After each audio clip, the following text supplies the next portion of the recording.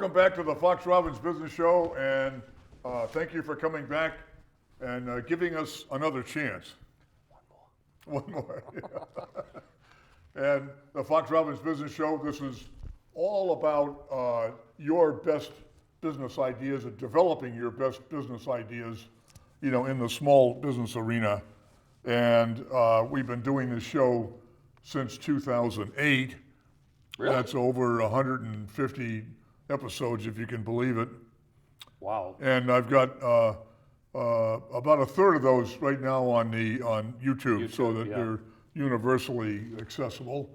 And at any rate, I'm the co-host of the show, Bill Fox, but the other co-host is the incendiary and illustrious and ingenious Coach Robbins. Mr. Bill, how are you?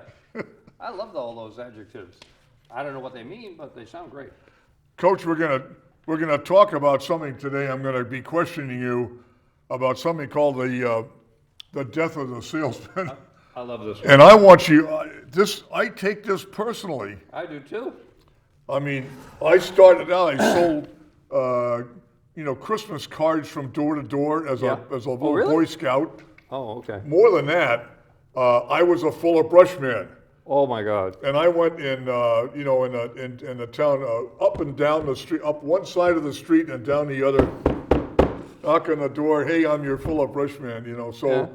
No, I started in sales myself because when I was a kid, I mean, I had a paper route like most young kids do. But what I did is I would take extra papers and leave them in the, most of the houses in my neighborhood were 3-decker tenement houses, and I'd have a client on the first floor, so I'd leave 3 papers. And 2 of them were, just extras and free, and then at the end of the 2-week period when you go and collect your money, I'd ring the doorbell and say, I've been leaving the paper, do you want to continue? And most of the time they say, yeah, I enjoy getting the paper, I'll take it. So I tripled my paper route, so I tripled my money. So it was my first foray into sales. Yeah, I was a little hustler. And then when I got out of school as an electrical engineer, I went right into the field sales office because I didn't want to sit there calculate the speed of an electron from point A to B. It's just not who I am. And I'm out there selling transformers and fuses and power distribution type equipment, if you know what I mean. So I was a salesman for 6 or 7 years, and then I started my own manufacturer's sales rep company, which you know. Yeah, so I did that for 4 or 5 more years, and then of course I bought a small distributor. And I mean, the reality is, although I'm running the business, I also was the best salesman in the company. And had to be. Well, I mean, who the heck else is going to do it, Who else is I'm going to do it. But I mean, I went from 1.3 to $2.4 million in sales my very first year because I could get out there and sell. And I love it when people come to me and say, gee, I really don't like sales, but I want to start my own business. My advice, keep your day job. Somebody's got to ring the cash register. And salespeople are who ring the cash register. Well, I don't know. We got to discuss this. By the way, there's an author, Claudine Bianchi, who wrote this report on the death of a salesman. So I want you to consider this. Claudine Bianchi. I thought it was Arthur Miller, the guy that married Marilyn Monroe. Arthur Miller. That's a salesman. A salesman. The name of the play he wrote. That's right. Well, we're going to go through this, but I mean, it's painful to me. Me too. There were things that bothered me in here. And not to disagree, violently with any author, but any author I read, I always have my own opinions on certain things. After doing this for 7 years, Well, the author starts off. She says, surveys and research suggest the days of the salesperson are gone. And you know what? I agree. The author is saying she agrees. With that proposition. See, I don't agree. I know what she's trying to say. What I think she should say is the stereotypical salesperson, the in-your-face peddler, the insurance salesman, those days are gone. But the consultative professional salesperson are in, and we're going to get into that big time. All right, well, that's what we got to get from you today. That's right. The author is saying that if the salesman is dying, then the cigar dealers in Cuba, that's back when Cuba was still closed, Still, but yet the when it was legal to buy cigar 'em. dealers and the golf courses are getting killed. Yeah. That's the back patting, high glad hand. That's dead. I agree. Hi, how are ya? Hey. You know, and here's a cigar. Here's a Cuban cigar. Yeah, press hard. The fourth copy's yours. No, Let's those play golf. the car salesman, the insurance salesman. If somebody ever stood up in a room and said, "Hi, I'm an insurance salesman," everybody left the room. Right. Because all they're going to do is bug the heck out of you. Well, this is a point that she's making. Is that she's asking, should the marketers cheer, pop the champagne, celebrate the demise of the never-ending whining of salespeople who always want another data sheet, or they complain about the quality of the sales leads. Yeah. Now, marketers, this is why I want you to talk about this, because the sales is a part of marketing, of the marketing scheme. It is, and we've talked marketing so many times in previous shows. Product, price, place, promotion. And sales is part of promotion. Right. And I think, and I've seen it many, many times, I saw sales as a separate function from marketing, a disconnect, two people, in different silos. And I always said, that's a mistake, because they should be working together. Now, she's right. Salespeople are going to continue to complain that the prices they've got to sell it at are too high, that the sales leads they're getting aren't good enough, but that's just part of the territory. Marketing people have to put up with that, but marketing people have to do a better job of doing the marketing piece, understanding the product, understanding what they've got to do to their piece of the promotion, because there's a lot of different things, including today, of course, the internet and social networking and SEO and pay-per-click and all of those things marketing should be doing to actually do a better job and gather data that shows that we're getting the salespeople better leads, and they should be closing a higher percentage of them. And it's all data driven, And maybe the pricing is crappy. And maybe it is. I mean, who knows? But that's right. say if you have a marketing person who is a planner and who is a researcher, who is contemplative, and the marketer says, "Oh, the prices are what they are," and the salesman's sitting there saying, "No, the prices are wrong, and I need to make a deal right now." You've got two different personalities, don't you? Absolutely. And they are the battle's not going to go away. Marketing is going to continue to have their friction problems with sales, just like sales has their friction problems with finance. Okay, Right. They want to get the highest dollar they can for their junk, right? And salespeople's out there saying, I can't sell it, Well, the author wants to say that the maybe this gets back to the stereotypes that you're talking about. Overly aggressive hunters have made quote sales a negative career choice. So now, over the last many years, businesses all over the U.S. they disguise the sale. You no longer talk about salespeople anyway. What you talk about is account executive, business development manager, field engineers, solutions analyst, consultant, relationship manager. Yeah. That's a peddler, whitewash, isn't it? Yeah. It's in the, when you look in the job listings, that's what you've got. Yeah, they don't say It salesman. doesn't say salesman. Not anymore. Oh, we want a marketing person. That's not right. No. We want a business development. Are you Business kidding? development is the one I see the most. Yeah. That means go close some sales. Go out. Go and get ring. some Go ring deals. the cash register. If you don't do that, you don't have a business. But so the author wants us to know that she thinks now that quote sales is becoming there's a new discipline coming along This I agree with. that will increase the stature from the guy handing out the Cuban cigars and playing golf. Right, and buying you a drink after And work. buying a drink after work. Yeah. Buying you lunch. Yeah. Right. So it's maybe she says maybe morphing into something that's more palatable to increasingly sophisticated buyers. Well, See, this is where I agree with her. She said it's dead. I don't agree it's dead. It's changed. It has morphed into something different. So she just said two different things. Yeah, Actually. she did. Okay. But she's right. I agree with everything she's saying now. She's saying, let's face it, nobody likes to be sold. Nobody. Although, I keep thinking, Coach, back to the good old days. I mean, I didn't sell Kirby vacuum cleaners, but somebody did. Yeah. And I didn't sell encyclopedias, but somebody did. Right. And a lot of people bought them too. Yeah, because of pressure. And life insurance. Pressure. And aluminum siding. Pressure. And now, solar. And solar. Yeah, You know, you're walking through Home Depot and you're being attacked by people. Hi, do you have solar panels on your home? Yeah. I don't have a home, I tell them. I lie to them. I don't have a home. I just keep walking. She says, well, let's face it, nobody likes to be sold. No. Sold. Well, they want to buy yeah. in their own terms. Right. And a professional consultative salesperson, if you're not afraid to use the word, is where the market is right now. So here's where we come to the point here. The author is saying the internet, new player. Mm-hmm. It wasn't here 20 years ago. Right. Or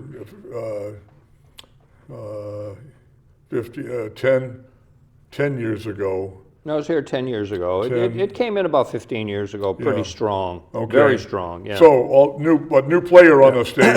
The internet is now the great equalizer. Well, the internet, we were using the internet 25, 30 years ago as professors. But World Wide Web, when you say internet, more the World Wide Web now makes it, has changed the game. And that's probably 15, 18 years. Okay.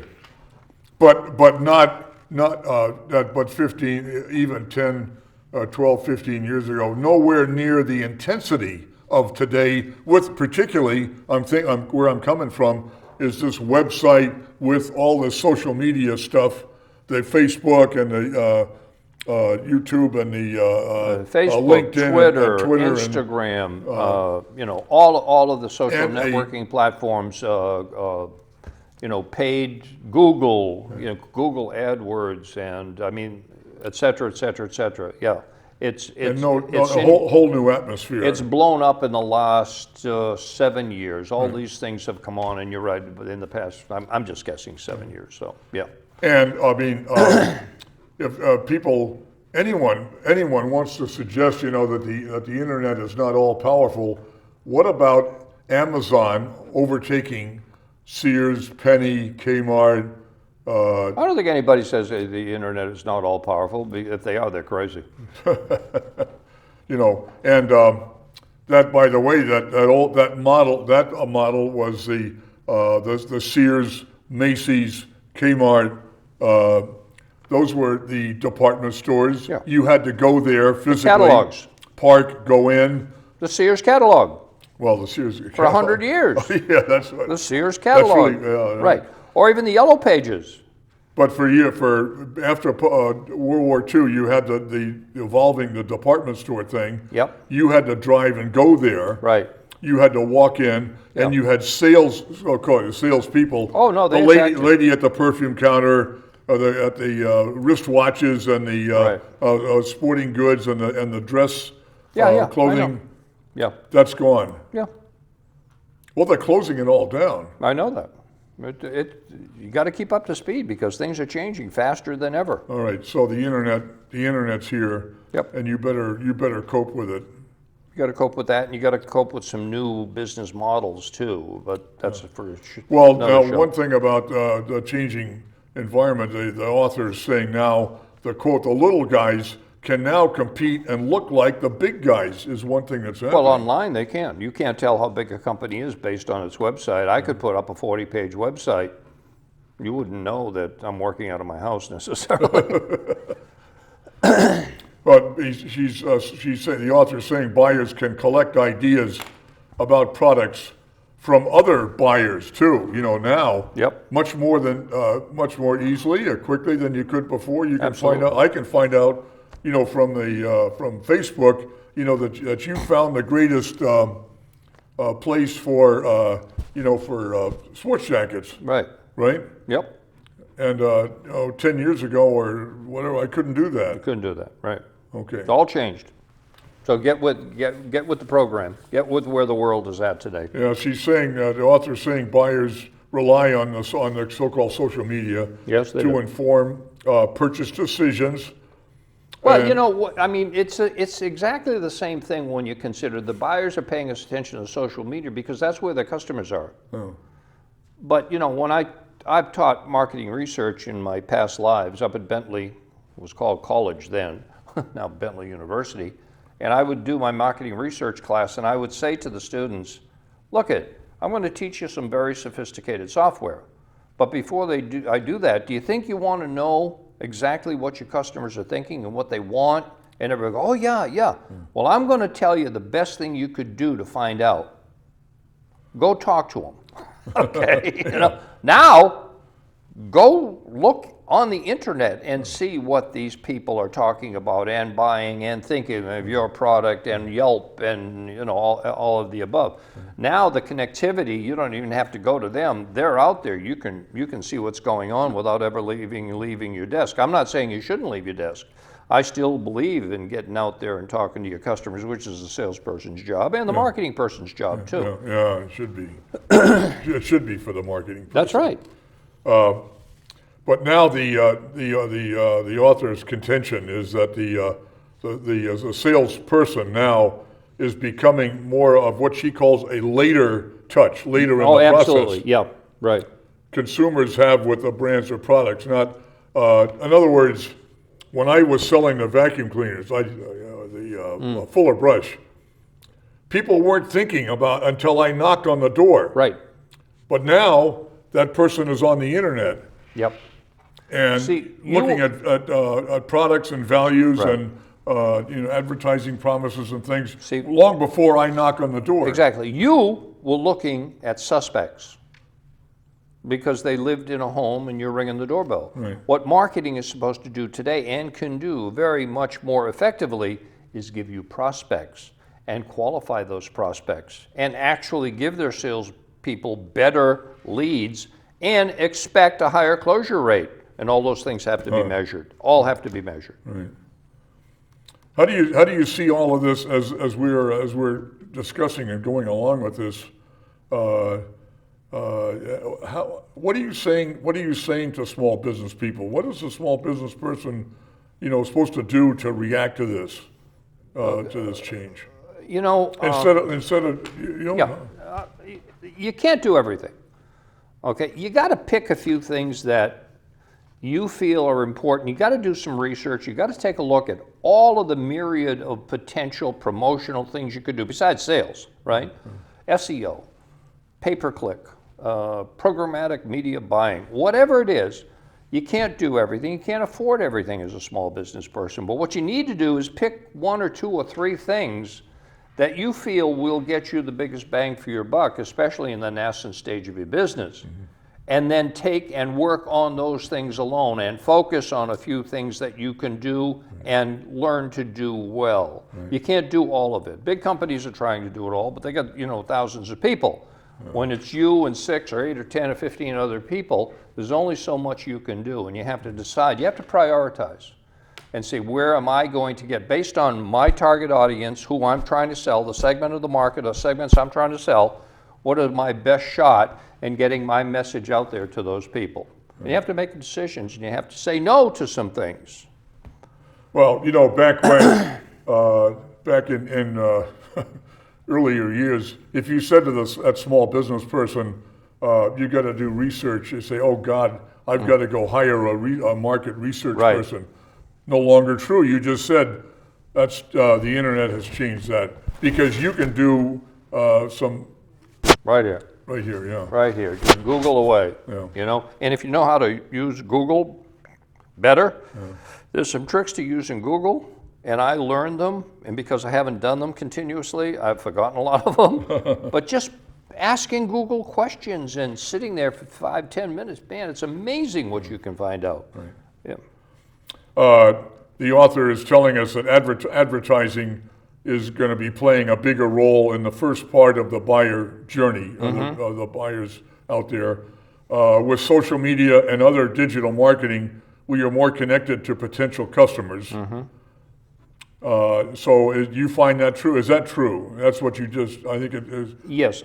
You're in agreement with what she's saying. Yes. I mean, this thing called programmatic media buying, I mean, you do it, I do it, you may not even notice it, but I will Google some paper. I will Google an article from Inc. magazine, Fortune magazine, Harvard Business Review, or I'm on Twitter and I'm looking at some of the things coming through on there because I've subscribed to all these things, and then I click on that article because I want to read something like, well, the death of the traditional salesman.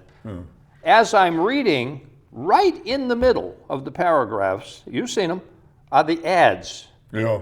And Right. they're targeted Absolutely. to me. You know how I know? Because they're talking about a sandwich, not sandwich, sandwich that I may have looked at on the Ping Golf site. And there it is, popping up at me. So Ping is buying, and they're you talk about tightly targeting, Yeah, right? right. They're targeting me because I went to that site. And that's programmatic media buying. So it can be very, very closely tailored today. But again, how much money are you going to budget to spend, and what are you going to choose out of this myriad of promotional ideas? You can't do it all. The the author telling us that the new, what she calls the new breed of salesperson is emerging, and some people are calling it, quote, social selling, or even relationship-based sales. Well, we've been talking about CRM on this show, and I've been talking about it for probably 15, 20 years. Right. And 15, 20 years ago, when I was talking about it to some business people, they were laughing at me. What do you mean customer relationship management? Yeah, what's that all about? Well, that's all about profit. That's what it's about, because, it costs 9 times as much to go out and get a new customer as it does to keep the old customer happy. And well, keep the old customer happy, but the more you know about what the old customer really wants, and the closer you come to giving that to them, the longer they're going to stay with you. And every time you sell them something, you're making the long dollar, because you didn't have to spend $1,000 to get them to come to you. What is the cost of each lead? These are the type of things marketing should be evaluating. Well, our author says, whatever you want to call it, one thing is clear, she's using the word engagement. Yeah, that's right. And there are people out there who would scoff at that, say, well, what's it all about? But Well, no engagement. I mean, you can We're gonna look at find it out. from the standpoint when you were dating your wife, you weren't ready to get engaged. Engagement is a tighter, fit. And this is where the professional salesperson, the consultative salesperson comes in. Right. Like I've said so many times, and I've done sales training for companies, I say, look there's a message being sent to you by the universe here. How many eyes do you have? 2. How many ears do you have? 2. How many mouths do you have? 1. It's 4 to 1. Ask some questions. Find out what this customer really wants, needs, and desires. And you can't go in there and diagnose that without asking some good questions. Sales has to understand the customer, That's why you're asking the question. their business, their pain points, Right. their motivations for purchasing. Their wants, in the needs, first place. desires. Right. So sales becomes an enabler of this engagement process. Exactly. right? Exactly. Managing the conversation. Right. Okay. Yep. You're with her. You're with Totally. the author on Now that. now I totally agree with her. But the author's now making a point. Here's a funny point. She's saying that's what we just said sounds like today's marketing person. Yeah, they're actually coming together, folks. Yes, okay. Finally. Many believe that the end of the selling activity is a preeminent customer, as preeminent customer contact is near. Adding sales to the other responsibilities, adding sales now instead of being a separate function or doctrine is more coming under the marketing umbrella. I've been saying it, honest to God, I've said this to companies. I say, wait a minute, you got your sales manager over here, you got your marketing guy over here. They hate each other, they're not talking to each other, they're totally separate, they both report to the CEO. This doesn't make any sense. Sales is part of promotion, and promotion is part of marketing, and they're supposed to work hand in hand. Right. Today, you've got a chief marketing officer. It should have been that way 40 years ago. It should have been that 20, 30, 40 years ago, but now there's absolutely, those two silos have come together and have actually jammed themselves together. So you know what? They belong together. I don't believe in a CMO, Chief Marketing Officer. I don't believe in a separate CSO, Chief Sales Officer. I believe in a CMNSO, Chief Marketing and Sales Officer, and he has salespeople underneath him, maybe a sales manager, has a marketing manager underneath him who's doing all this promotional stuff, and you've got to work together. It's tighter than ever. Now, here's the author pulls back a little bit on you. She's saying, wait a minute, people still buy from people. Always bought from people. And say, yes, you have a internet or e-commerce, website, social media. Yep. And you're having less of a human to human interaction, whatever. In the early stage, yeah.